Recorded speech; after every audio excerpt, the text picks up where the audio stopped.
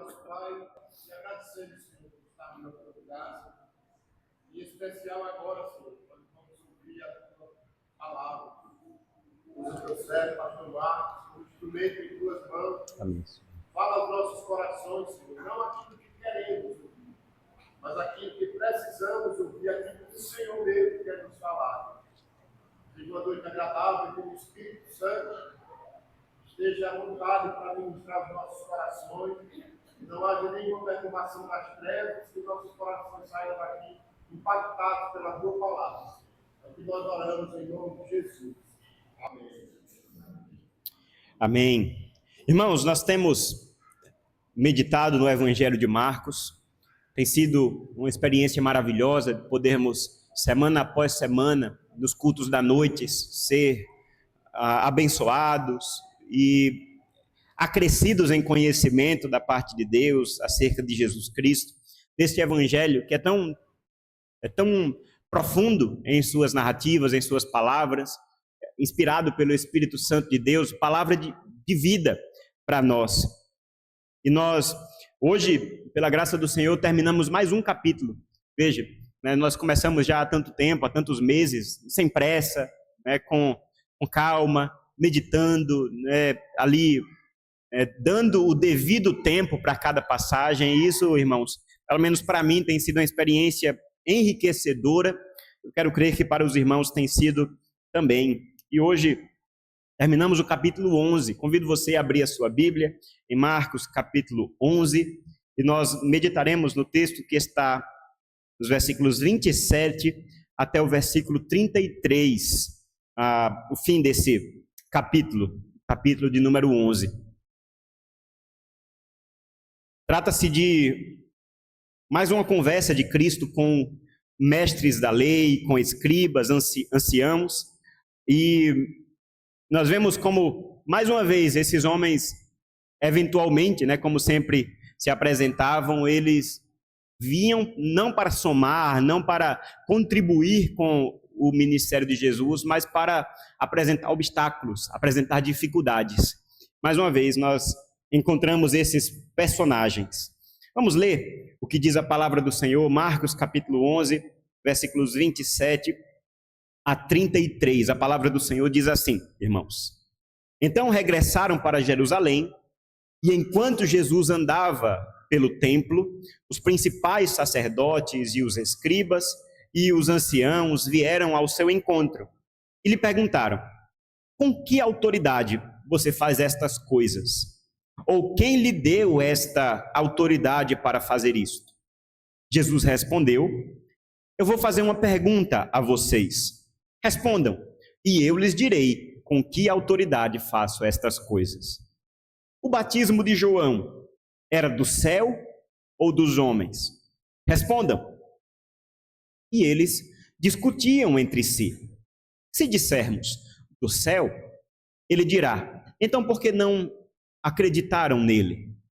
Se porém dissermos dos homens, é de temer o povo, porque todos pensavam que João era realmente um profeta. Então responderam a Jesus: Não sabemos. E Jesus, por sua vez, lhes disse: Então, eu também não lhes digo com que autoridade faço estas coisas. Até aí, irmãos, a leitura da palavra do Senhor, terminando assim o capítulo 11. Vamos orar mais uma vez, pedir que o Senhor fale a cada um de nós. Oremos. Senhor, muito obrigado, Pai, pela oportunidade que temos de, na Tua casa, nos reunirmos em adoração e podermos cantar louvores ao Teu nome, falar contigo em oração. E agora, Pai, com a Tua palavra aberta diante de nós, e podermos ouvir a Tua voz. Te pedimos que os nossos corações estejam abertos, receptivos à Tua mensagem, à Tua palavra, às nossas vidas. Possamos aqui aprender sobre Jesus, aprender sobre nós mesmos, sobre aquilo que o Senhor exige de nós, e te pedimos que o Senhor fortaleça a nossa fé e nos livre da incredulidade, Pai. Me ajuda na tarefa importante e difícil de pregar a Tua palavra com fidelidade. Também te peço pelos meus irmãos que o Senhor os ajude na tarefa igualmente importante de ouvir a tua palavra com atenção, com reverência, que todos nós possamos aqui, Senhor, ser alimentados pelo Senhor. Teu Espírito Santo seja, Pai, o nosso mestre, aquele que nos leva a toda a verdade para a glória do Senhor. Em nome de Jesus. Amém.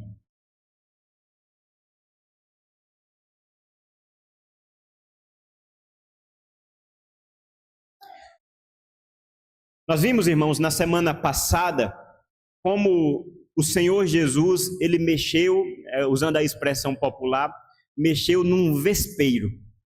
Nós vimos como ele entrou em Jerusalém, foi aclamado, Hosana, bendito aquele que vem em nome do Senhor, aquela cena maravilhosa, as crianças, as mulheres, a multidão, né, celebrando a entrada triunfante do Messias. Eles acreditavam, o Messias está chegando, bendito que vem em nome do Senhor. E um dos primeiros atos de Jesus foi ir ao templo. Nós vimos isso aqui nos versículos 15 do capítulo 11. Jesus vai a Jerusalém e entra no templo, e ali, né, quando de repente todos esperavam, ele veio para ver como as coisas estavam, de repente para elogiar o bom trabalho dos mestres que estavam ali, do sacerdote. Sacerdote, você está fazendo um trabalho maravilhoso. Vejam esses sacrifícios, veja essa construção belíssima. Jesus foi ao templo para restaurá-lo, né, para purificá-lo. E nós vemos uma das cenas mais marcantes do ministério de Jesus. Não vemos mais aquele Jesus que, como nós muitas vezes imaginamos, né, calmo, tranquilo, com a fala mansa. Nós vemos um Jesus que está irado, e de maneira justa, é claro, de maneira santa, mas agindo, né, de maneira enfática, calorosa, né, virando mesa, expulsando, né. Alguns textos dizem que ele pegou um tipo de chicote e começava a expulsar aqueles que faziam do templo um mercado, né, um comércio. Ele dizia: vocês transformaram a casa de Deus, a casa de oração, num covil de ladrões. Veja, Jesus está aqui dizendo, mexendo, como muitas pessoas poderiam entender, com gente grande. Ele antes estava nas periferias, lá na Galileia, né, em Nazaré, ou em Cafarnaum, e ninguém se importava muito com as coisas que aconteciam nessas redondezas. Mas agora Jesus está no centro da atenção. Ele entrou em Jerusalém, entrou na capital, e agora ele não deixa nenhuma dúvida daquilo que ele veio fazer. Ele veio, de fato, para restaurar todas as coisas à vontade do Senhor. Ele veio para inaugurar um reino. Então imagine, é o rei entrando agora na capital, né? Ele está tomando para si mesmo aquilo que é seu por direito. Ele está entrando na casa do seu pai, está restaurando. E é claro que a gente não poderia esperar que isso não passaria despercebido. Os sacerdotes, os escribas, os maiorais da religiosidade daquele tempo estão olhando isso. Certamente ficaram revoltados no seu coração. Certamente estão vendo aquilo que eles cuidavam com tanto cuidado, com tanto zelo, sendo bagunçado por esse homem que, chegou agora, entrou em Jerusalém e está causando todo esse rebuliço. A pergunta que surge na mente desses homens é: quem é esse homem? Quem é esse? Que autoridade ele tem para fazer o que está fazendo? E é exatamente essa pergunta que eles colocam diante de Jesus, conforme o versículo 27. Vejam, Jesus volta para Jerusalém porque ele ficava indo e voltando, né, para Betânia, atravessando o Jordão, uma cidade, meio que uma cidade dormitório de Jerusalém, né, onde ele ficou acomodado. A mesma cidade onde morava aquela família tão amiga de Jesus, né? Marta, Maria, Lázaro, seu irmão. João capítulo 11 relata esse milagre maravilhoso, como ali em Betânia, né? Provavelmente nesse mesmo contexto aqui, nessa mesma semana que antecede a morte de Jesus, porque não sei se você já percebeu, nós estamos na semana da morte de Jesus aqui, né? O Evangelho de Marcos está acabando, irmãos. Então, provavelmente nesse mesmo contexto, ele ressuscitou o seu amigo Lázaro, que havia morrido, e ele ficava indo e voltando de Betânia para Jerusalém, e aqui mais uma vez ele entra em Jerusalém, e aqueles maiorais, os principais sacerdotes e escribas, vão ter um momento de acerto de contas com Jesus. Qual é a pergunta deles?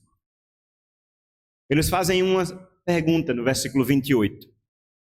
Com que autoridade você faz essas coisas? Quem lhe deu esta autoridade? Autoridade, irmãos, aqui é a palavra-chave desse texto. A autoridade de Jesus está sendo questionada aqui. Jesus já foi aquele que pregava com autoridade, ensinava com autoridade. O início do Evangelho de Marcos deixa isso claro. As multidões percebiam essa diferença. Ele não pregava como os escribas, não pregava como os mestres, pregava como quem tem autoridade. Por que isso? Porque os mestres da lei, eles sempre tinham uma autoridade, de certa forma, derivada, relativa, como um pesquisador numa universidade. Eu acho isso muito interessante, né? No mundo acadêmico, você não pode falar nada que você tira da sua cabeça. Você precisa sempre falar de algo que alguém já disse, né? Pode ser a mínima coisa, você tem que dar referência. Você tem que citar a sua fonte. Porque o aluno, né, o pesquisador ali, ele nele mesmo não tem autoridade. Você precisa tirar essa autoridade de alguém e dar esse argumento da autoridade. Não sou eu que estou falando. Na teologia isso acontece às vezes, né? Às vezes o pastorzinho está ali falando e o irmão não sei se bem ser assim não, né? Mas aí se eu digo, não, mas veja, quem está falando isso é o pastor Augusto Nicodemos. Tá, aí eu vou parar para ouvir, né? Ou então uma grande figura do passado, né? Um reformador, um puritano. Veja, isso, é claro, é importante. Existe essa figura da autoridade, da tradição, de quem está falando. E os mestres da lei funcionavam da mesma maneira. Eles ensinavam sempre de acordo com o que um outro mestre já tinha falado. Tinha os figurões, tinham os principais. E aí, de quem você é discípulo? Com base em quem você está falando o que está falando? Com base na autoridade de quem você está fazendo o que faz? Essa era uma pergunta muito legítima. E esses homens que estão aqui perguntando, eles estão fazendo o seu trabalho. Certamente, veja as palavras que qualificam esses homens no versículo 27. Estamos falando aqui de principais sacerdotes. Estamos falando de escribas, de anciãos, em Jerusalém. Provavelmente eram membros do Sinédrio. Provavelmente homens que tinham na sua responsabilidade zelar pela saúde daquilo que estava sendo pregado. Não é qualquer aventureiro, não é qualquer inovador, não é qualquer revolucionário que pode se colocar em Jerusalém para pregar. Sempre tinha essa atitude das autoridades, do Sinédrio, de ir lá e verificar. Espera aí, calma. Com base em quem você está falando isso? Qual é o seu fundamento? Qual é a sua referência, né? Qual é a sua nota de rodapé? Acontece, irmãos, que Jesus, ele não precisa disso. Essa é a natureza da autoridade de Jesus, que é totalmente diferente da natureza da autoridade dos outros mestres. O mestre, ele só tem autoridade quando ele fala com base em alguma coisa. Jesus Cristo é aquele que é a palavra de Deus. Nós lemos lá no Evangelho de João: o Verbo se fez carne, habitou entre nós, e nós vimos a sua glória, glória como do unigênito do Pai. O capítulo 1 de João, né, nós lemos uma parte dele antes da pregação. Ele é um capítulo que nos ensina de maneira muito clara e profunda sobre essa verdade de que Cristo, aquele homem que caminhou há algum tempo nas regiões da Judéia, aquele homem que pregou, que ensinou, que fez milagres, aquele homem que arregimentou discípulos, que juntou uma multidão ao seu redor, ele não era mais um mero pregador. É Deus encarnado. É aquele que revela a própria verdade divina, a própria verdade de Deus. João escreve lá de maneira muito clara: ninguém jamais viu a Deus, mas o Filho unigênito é quem o revelou. Então, essa é a natureza da autoridade de Jesus. Não é uma autoridade que vem de alguém. Não é uma autoridade que cita, que precisa se referir a alguém que veio antes, de repente alguém mais importante, alguém mais reconhecido. É uma autoridade absoluta. É uma autoridade que repousa no fato dele ser Deus, na sua identidade, como aquele que revela a vontade de Deus.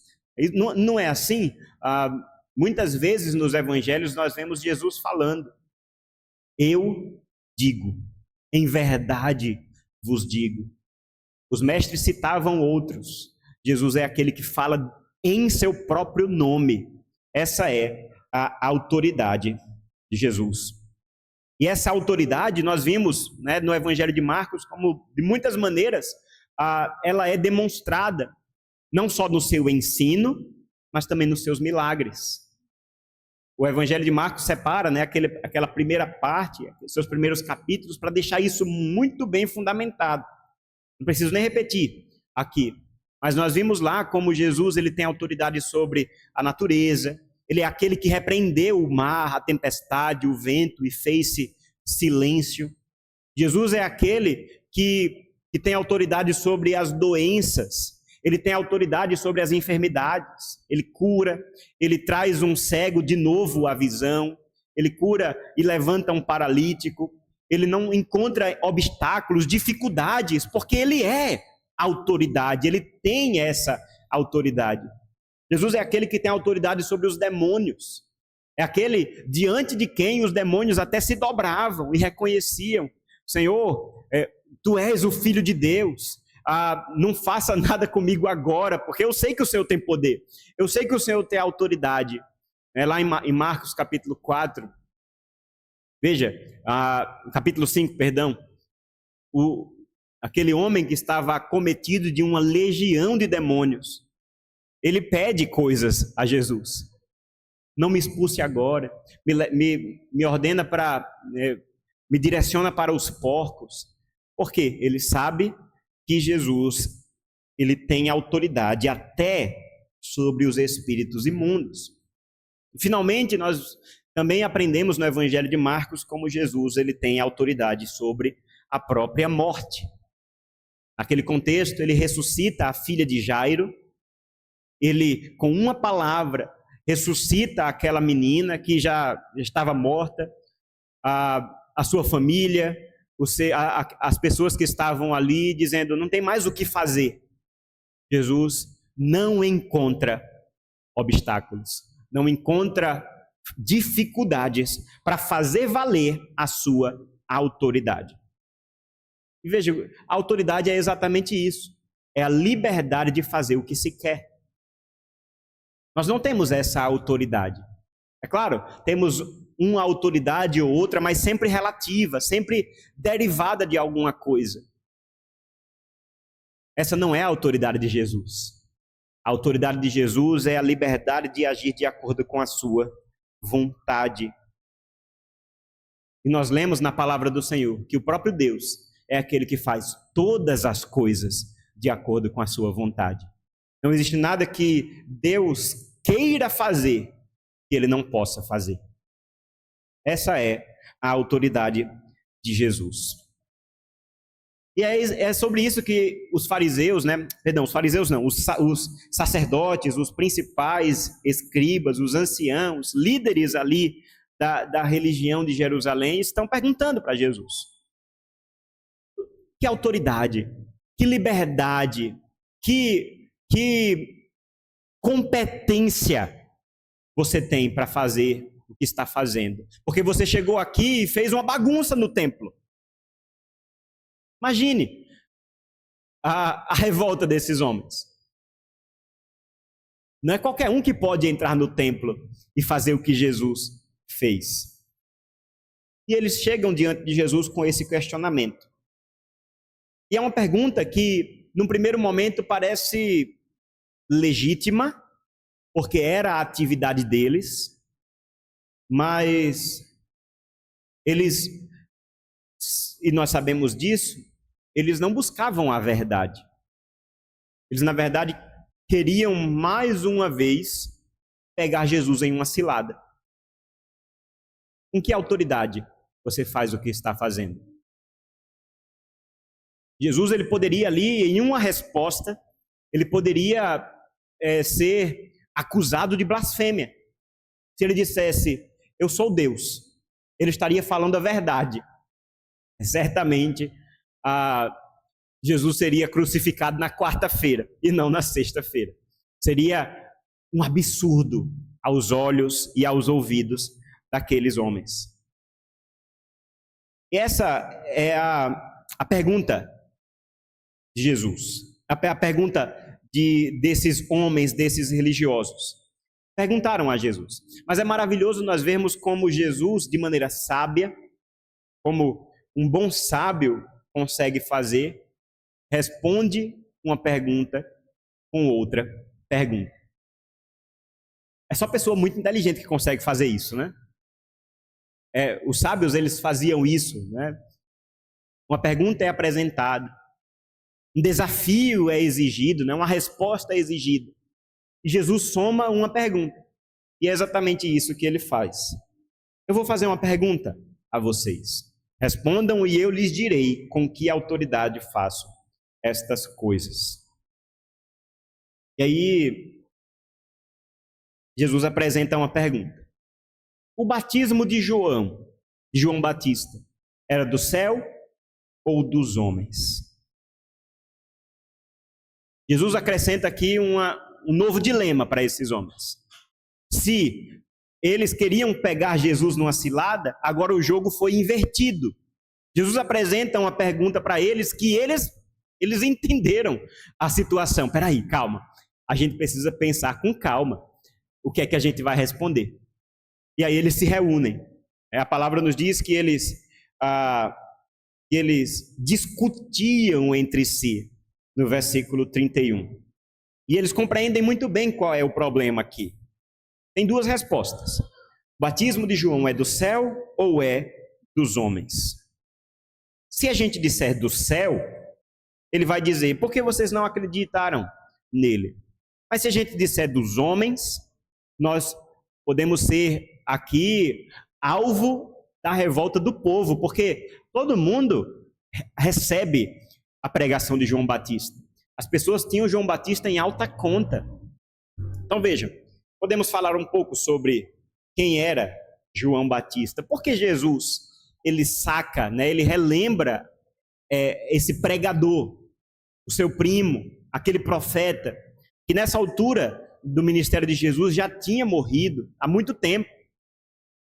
Por quê?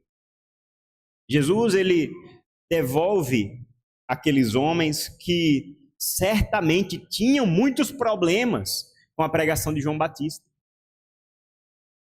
Porque foi exatamente eles que ouviram os desafios, que ouviram as acusações, a pregação, a correção de João Batista. Porque, como nós vimos em João, capítulo 1, João Batista pregava em Betânia, do outro lado do Jordão. e ele pregava apontando para Jerusalém. A palavra do Senhor diz que as multidões vinham de Jerusalém para ser batizada por João. E a palavra de João era direcionada não simplesmente ao povo, né, às multidões, mas aos líderes de Israel, aos sacerdotes, aos soldados. A palavra do Senhor diz que alguns sacerdotes, né, alguns religiosos vão e ver o que João Batista estava pregando e se apresentam ali, e João Batista diz assim, raça de víboras vocês são. Quem foi que fez com que vocês fugissem da ira vindoura? Porque o machado está colocado.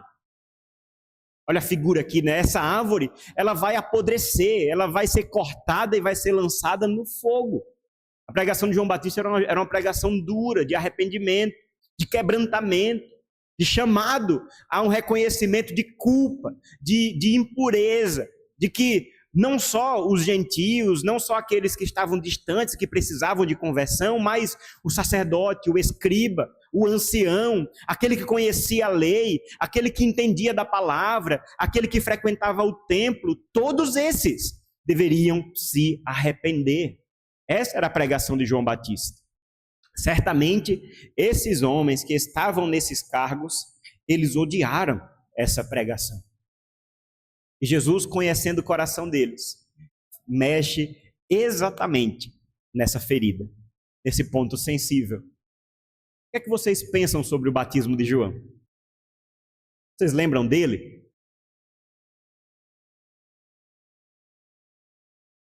E aí perceba como esses homens eles ficam numa situação difícil. Qualquer resposta que eles derem os coloca em uma questão que eles não gostariam. Eles queriam tomar Jesus numa cilada e agora eles mesmos estão nela. Eles ficam com medo. Eles não reconhecem a pregação de João Batista. Eles não são capazes, perceba, eles não são capazes de responder a Jesus, dizer, não, o batismo de João era do céu. João tinha autoridade para fazer o que fez, porque recebeu do céu. E João, nós vimos, foi aquele que apontou o dedo para Jesus e disse, esse é o Cordeiro de Deus que tira o pecado do mundo. A questão é, se você não reconhece o batismo de João, você não reconhece a Jesus. Mas se você reconhece o batismo de João, por que não crê naquilo que ele mesmo falou? Eles não estavam dispostos a reconhecer a autoridade nem de João Batista, nem daquele profeta que proclamava a lei de Deus, o arrependimento. E eles disseram, nós não podemos dizer que João veio do céu, que o batismo de João veio do céu. Porque a resposta está pronta, porque vocês não acreditaram nele.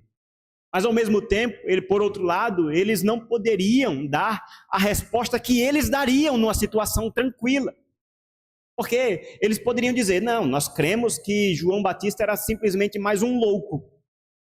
Mais um que se levantou e falou algumas asneiras aqui e que recebeu o que merecia. Foi mexer com gente grande, mexeu com Herodes e está aí. Teve a sua cabeça decapitada.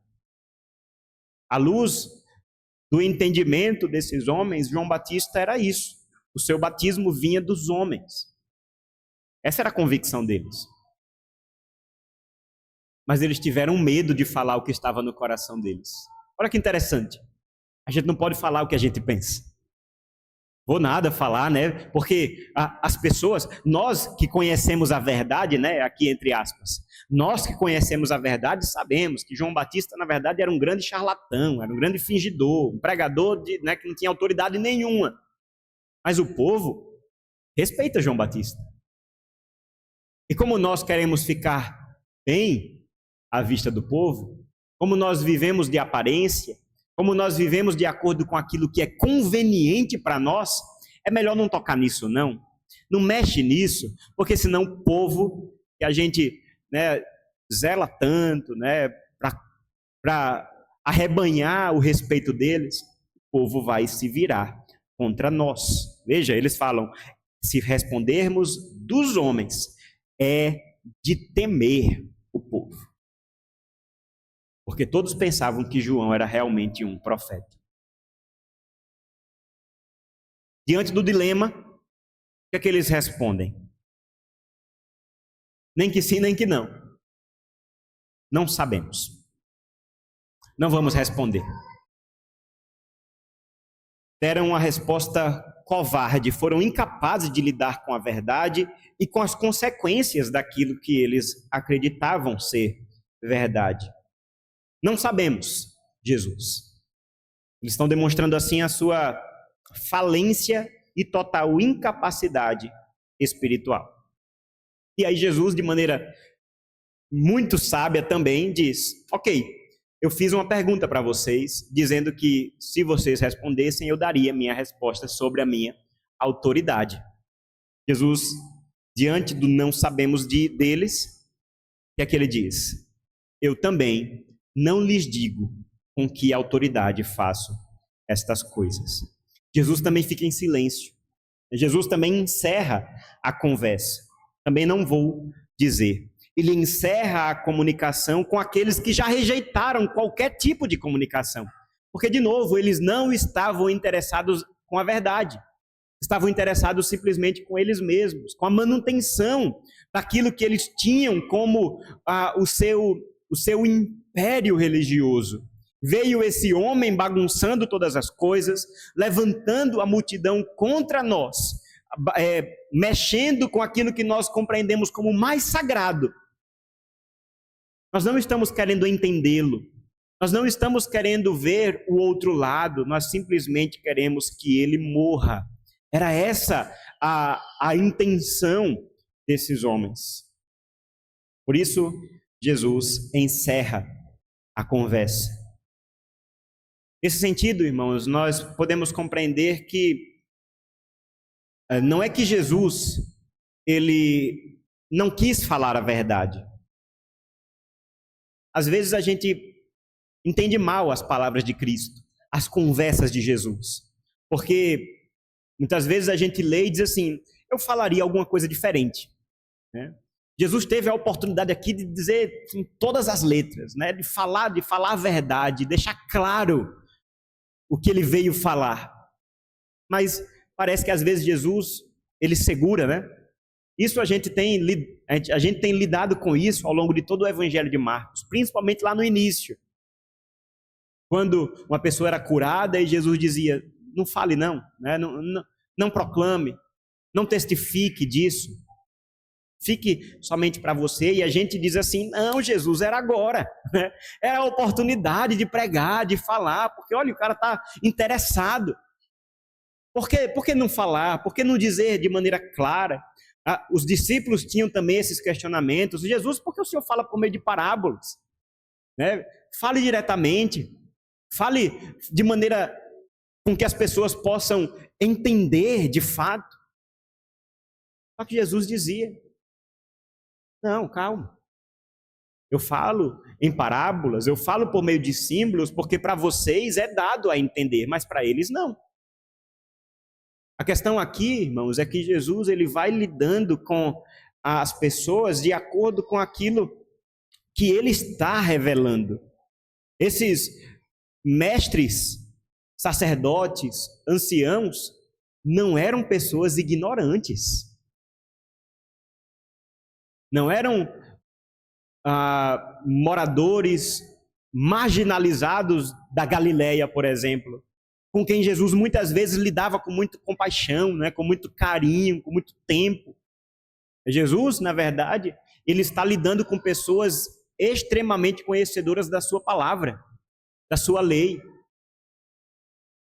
E isso só aumenta a tristeza, né, só aumenta aqui o problema dessa situação. Aquela lógica, né? A quem muito é dado, muito é cobrado. Essa lógica está operando aqui. Eles eram conhecedores e estavam diante do Salvador, estavam diante do Messias. A pregação já havia acontecido, João Batista já havia testificado. Jesus aqui encerra a conversa. É como se Jesus estivesse dizendo, não, aquilo que vocês precisavam para crer, já foi dado. Já foi dado. Conversa encerrada. Há um limite nesse sentido para a comunicação da verdade de Deus. Veja, e isso aqui para a vergonha e para juízo daqueles homens. Porque uma das piores coisas que pode acontecer com o ser humano é Deus fechar a sua boca. Lembra do Salmo, né? O Salmo 13, o salmista Davi reconhecendo o Senhor vai se esquecer de mim? Até quando o Senhor vai virar o rosto para mim? Né? Davi se via num momento de silêncio divino. Deus não fala mais comigo. E muitas vezes, irmãos, Deus não precisa mais falar, porque Ele já falou. A palavra de Deus está aí. O testemunho está aí. O conhecimento de Deus já foi dado, já foi revelado. Quando a boca de Deus se fecha, é como se o holofote virasse para nós com uma pergunta. E aí, o que é que você vai fazer com isso? A palavra do Senhor já foi dada. O testemunho já foi apresentado. Permaneceremos incrédulos ou seremos crentes? Esses homens, eles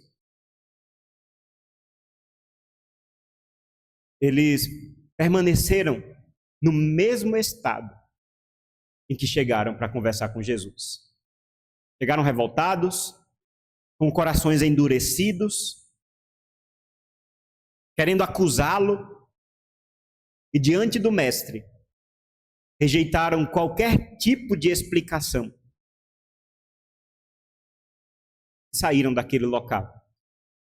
Na semana que vem nós vamos ver como Jesus conta uma parábola aqui nesse momento, né? No capítulo 12 nós vemos como Jesus ele conta uma parábola, a parábola dos lavradores maus. E lá no versículo 12, nós vimos como termina toda essa conversa.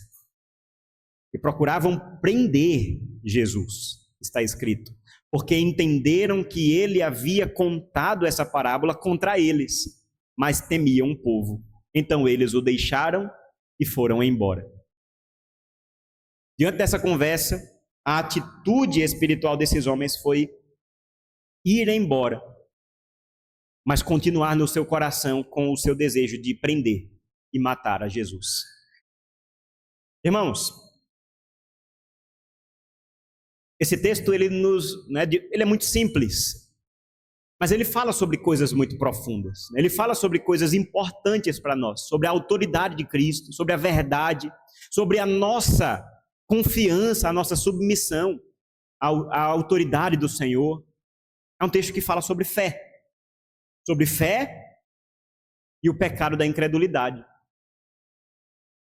Diante desse texto, irmãos, e diante do péssimo exemplo que esses principais sacerdotes nos dão aqui, nós somos chamados a olhar também para nós, para mim, para você, para nós como igreja, como aqueles que já ouviram a voz de Cristo, aqueles que já ouviram e receberam a palavra da verdade.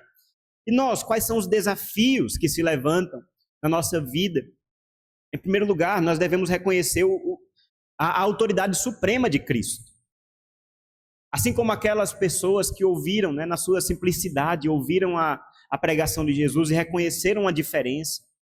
Ele não ensina como os escribas, não ensina como os fariseus, ele ensina de maneira diferente, como quem tem autoridade. E esse fato faz com que a gente se coloque aos pés de Cristo, assim também nós devemos viver. Sobre nós está o Senhor, sobre nós como igreja está o supremo pastor, é na autoridade dele que nós vivemos. Muitas vezes nós vamos confiar em questões humanas. A gente tem a nossa estrutura e tudo mais, mas Cristo é aquele que não pede permissão para ninguém para agir, porque Ele é Deus. Já pensou? Se Deus ele perguntasse para você, né? Ô meu filho, o que você acha que eu devo fazer? O que é que eu posso fazer? Infelizmente, irmãos, existe no nosso Brasilzão cheio, né, com os ouvidos entupidos de uma teologia da prosperidade, existe essa inversão dos papéis, em que Deus é colocado no papel de servo de nós que estamos no trono. De repente, de repente você está ouvindo e dizendo, é um absurdo realmente, é um absurdo, né? Como muitos fazem, né? Falando com Deus do ponto de vista, com uma linguagem de determinação, né? Eu determino, eu falo isso, eu vou decretar, né? Irmãos, isso aí não deve estar na nossa boca. Eu creio que não está. Mas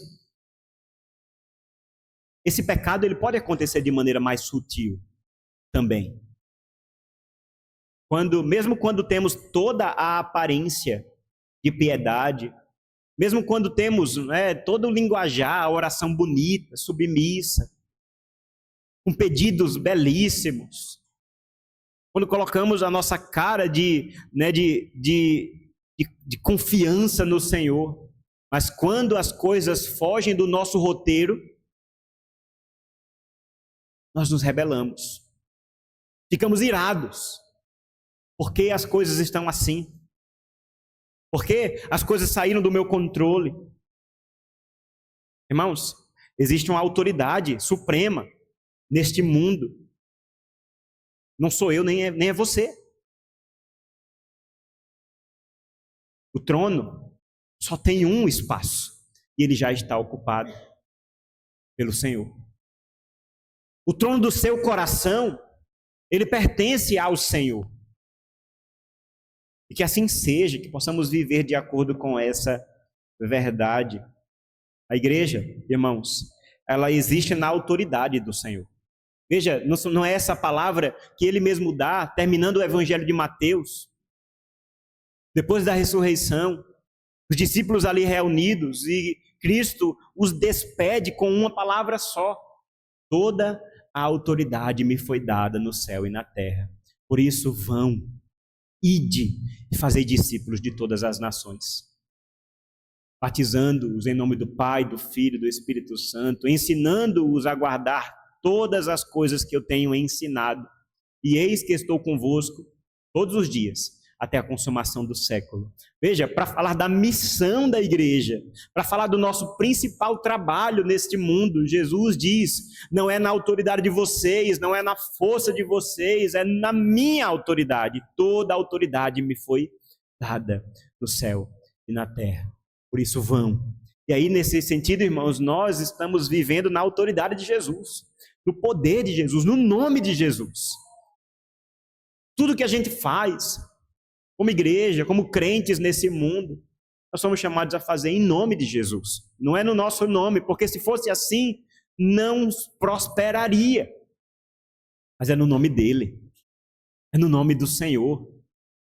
E aí veja, a autoridade de Cristo impulsiona os primeiros discípulos a pregarem o evangelho, a viajarem, a saírem do seu conforto, a impactarem toda aquela região com a pregação do testemunho de Jesus, a morrerem se necessário fosse, e acabou sendo em nome daquele que tem toda a autoridade no céu e na terra. Nesse sentido, irmãos, nós podemos ver que Cristo delega essa autoridade na pregação, no testemunho. Nós somos embaixadores do reino de Deus. O embaixador é aquele que recebe uma competência, recebe uma missão. É aquele que age, que vive representando o seu país, a sua pátria. Hoje, nesse contexto, né, a geopolítica está fervendo, e aí a gente vê as notícias, né, o embaixador do país tal, né, falou isso, falou aquilo, né? Veja, o embaixador é aquele que fala em nome da sua autoridade. E nós somos aqueles que falamos em nome de Cristo. Porque recebemos essa autoridade delegada, relativa. Ele é o supremo pastor. Nós somos os seus servos. Somos as suas testemunhas. Veja como isso é importante, irmãos, também no contexto da pregação. No contexto do ensino da palavra. A pregação nunca deve ser uma mera proclamação de achismos, de opiniões pessoais. Alguém se colocar num púlpito para falar das suas próprias ideias, arregimentar fiéis com base num sonho pessoal. Isso, irmãos, aí sim é uma grande blasfêmia. A pergunta que todo pregador deveria ouvir é a mesma pergunta que Jesus ouviu. Com que autoridade você faz essas coisas?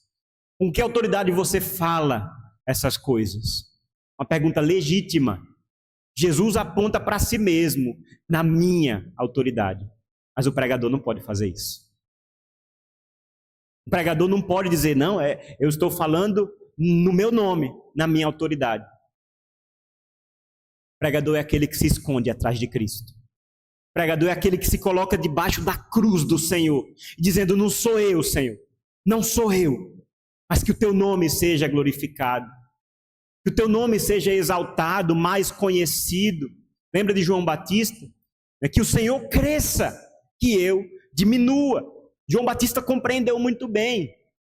Eu não sou digno nem de desatar as sandálias daquele que vem depois de mim. João Batista é aquele que aponta. João Batista é aquele que indica. Ele é o Cristo. Eu não sou. Eu não sou o profeta. Eu não sou o Messias. Ele é. Eis o Cordeiro de Deus que tira o pecado do mundo. Nesse sentido, irmãos, todo pregador, ele é da mesma escola de João Batista. Eis o Cordeiro de Deus que tira o pecado do mundo. Esse é o papel do pregador. É o papel daquele que testemunha da palavra do Senhor. É o papel do evangelista. É o papel daquele que está comunicando o evangelho. Seja num púlpito como esse, diante do povo de Deus, seja na fila do banco, seja no carro, seja no ambiente de trabalho, nas suas amizades, na família, nós apontamos para Cristo, aquele que tem autoridade sobre nós. Eis o Cordeiro de Deus que tira o pecado do mundo. Um outro desafio, irmãos, que nós devemos reconhecer aqui, é reconhecer o perigo da religião conveniente, daquilo que é mais fácil para nós. Os sacerdotes aqui, eles fizeram um cálculo, que muitas vezes é feito também pelas pessoas. Espera aí, o que é que eu vou responder a essa pergunta? Se eu disser do céu, eu estou me comprometendo com a pregação dele. Mas se eu disser dos homens, as pessoas vão se voltar contra nós. Eram as mesmas pessoas que pregavam no templo. Eram as mesmas pessoas que ensinavam sobre a lei de Deus.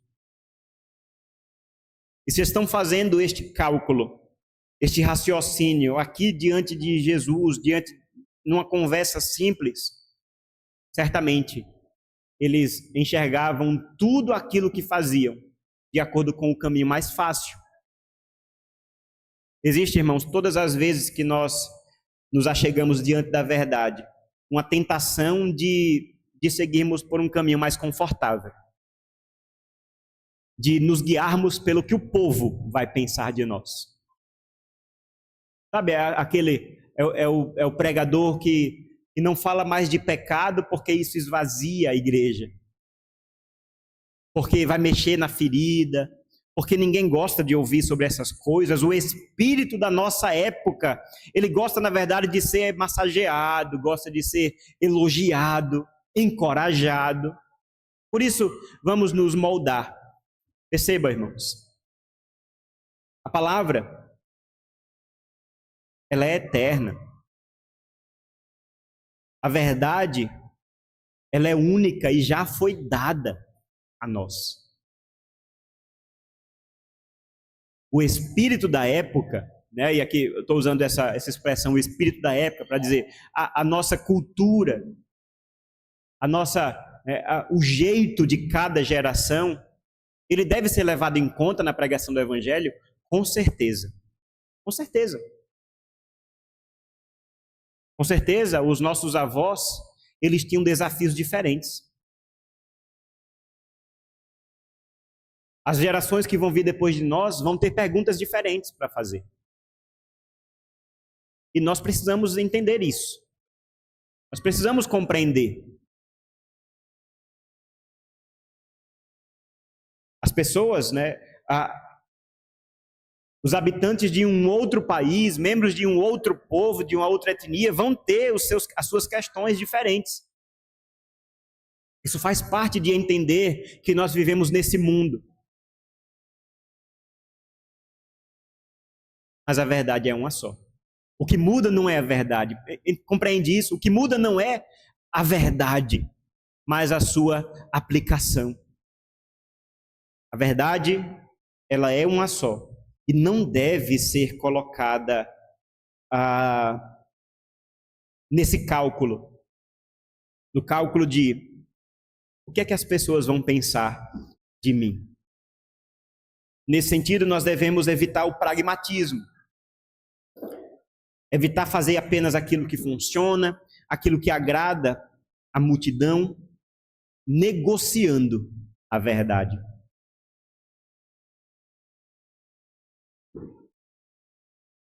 Os discípulos de Jesus,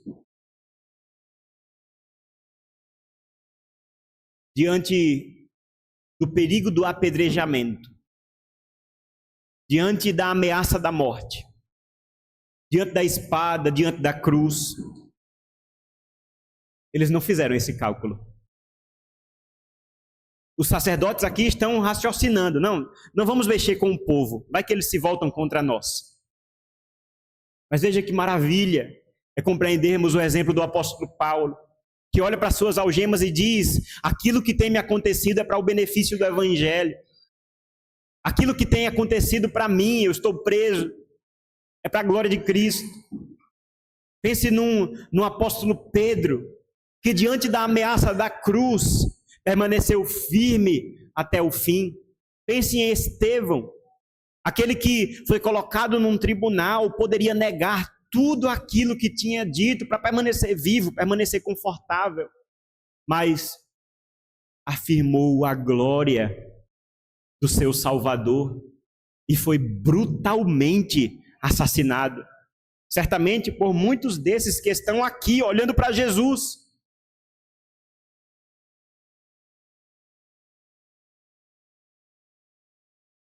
Que o Senhor nos livre, irmãos, do perigo dessa religião de aparência.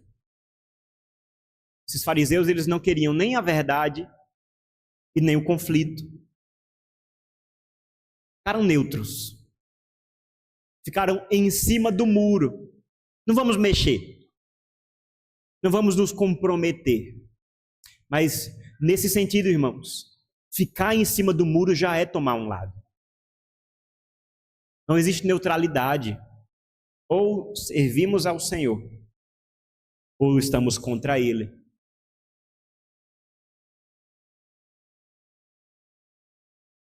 Um outro desafio, irmãos, que se coloca para nós, é exatamente sobre que já falamos aqui.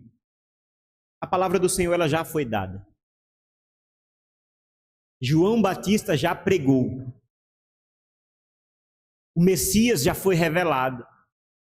Nós que vivemos hoje temos, na verdade, muito mais condição, muito mais revelação do que aquelas pessoas tinham naquele tempo. Porque o Senhor Jesus, para nós, já foi dado, já foi morto, já ressuscitou, já está assentado à direita do Pai. O Evangelho nos alcançou, nós temos acesso à palavra da verdade, à Escritura Sagrada. Não precisamos de novas revelações, não há nada mais a ser acrescentado. Não podemos, irmãos, dizer que nós não sabemos. Ninguém me avisou, eu não sabia. A palavra já foi dada. A pergunta que é feita para nós é: nós cremos nessa verdade? Nós recebemos a autoridade de Jesus? Nós reconhecemos que Ele é Senhor? Não é uma questão aqui de fazermos Ele Senhor, porque Ele já é. A palavra do Senhor nos diz: do Senhor é a terra e todos os que nela habitam. Jesus, Ele reina sobre todas as coisas. Não tem uma pessoa que foge do domínio do Senhor. Não tem uma pessoa que está fora do reinado, da autoridade de Cristo. A questão é: nós reconhecemos esse fato ou não? A palavra do Senhor nos diz, em Filipenses capítulo 2, que haverá um dia e toda língua confessará que Jesus Cristo é Senhor. Todo joelho vai se dobrar diante da majestade, da autoridade do nosso Senhor. A questão é: nós, a Igreja de Cristo, fará isso de bom grado. Voluntariamente nos dobraremos. Voluntariamente curvaremos. Dobraremos o nosso joelho. Voluntariamente abriremos a nossa boca e reconheceremos que Cristo é Senhor para a glória de Deus. Mas muitos farão isso naquele dia com má vontade, porque já é tarde demais. Diante da clara manifestação do reinado de Cristo, muitos reconhecerão isso quando a porta já tiver sido fechada. Nesse sentido, irmãos, nós somos alertados aqui contra a incredulidade. Somos alertados aqui contra o endurecimento de coração. O nosso pedido é que o Senhor amoleça o nosso coração e que o Espírito Santo, Ele nos convença da autoridade de Cristo. Nós lemos o capítulo 1 de João. E ele nos diz: Ele veio para o que é seu, mas os seus não o receberam. As pessoas que, humanamente falando, todos poderiam dizer, são eles mesmos que esperam o Messias. São eles mesmos que esperam ao Salvador. Eles conhecem a lei, conhecem o templo, conhecem o culto. Já ouviram as promessas, conhecem as profecias. Ele veio para o que era seu, mas os seus não o receberam. Mas veja a promessa maravilhosa. Mas a todos quantos o receberam, deu-lhes o poder de serem feitos filhos de Deus, os quais são nascidos não da carne, nem do sangue, nem da força do homem, nem da vontade do homem, mas da vontade de Deus. Por isso, irmãos, a nossa resposta a essa palavra só pode ser: Senhor, aumenta a minha fé. Aumenta a minha fé. Que eu possa reconhecer a tua autoridade na minha vida. Que eu possa reconhecer que é o Senhor que é digno de glória e não eu.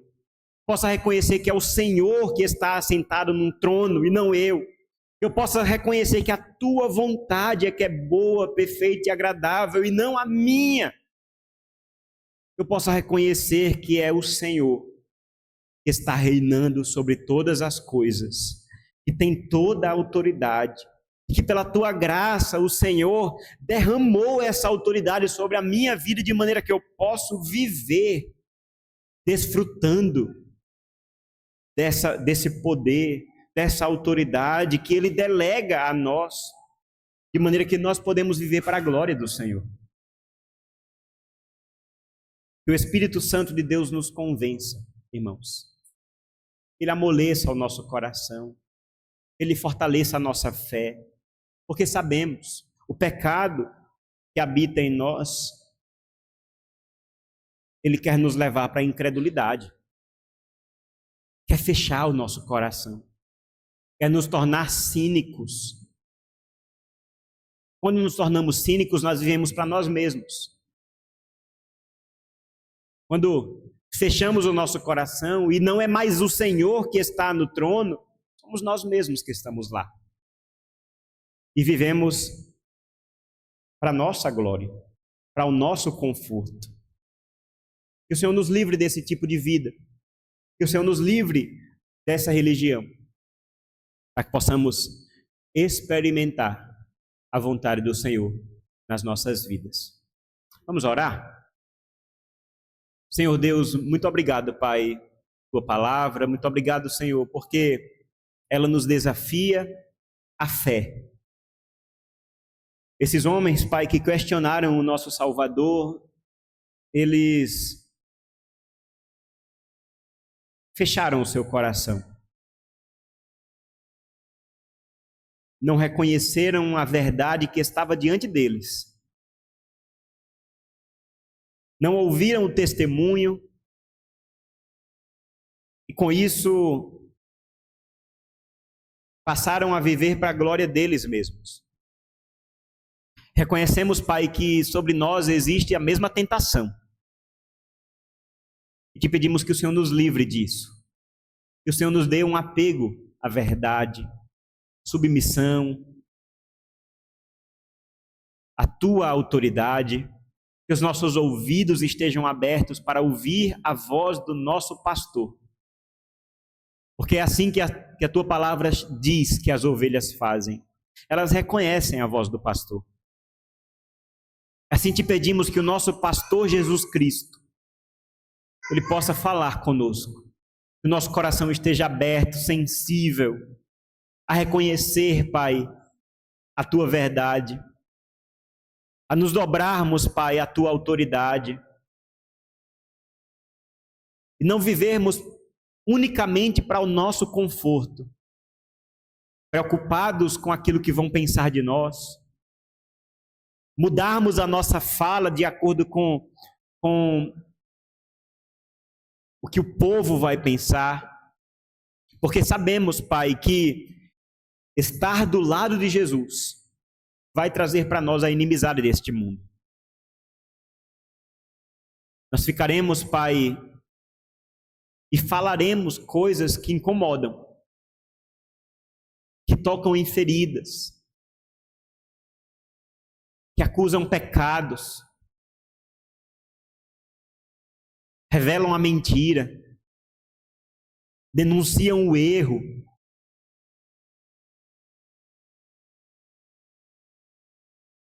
Mas, Senhor, nós te pedimos que o Senhor nos dê coragem,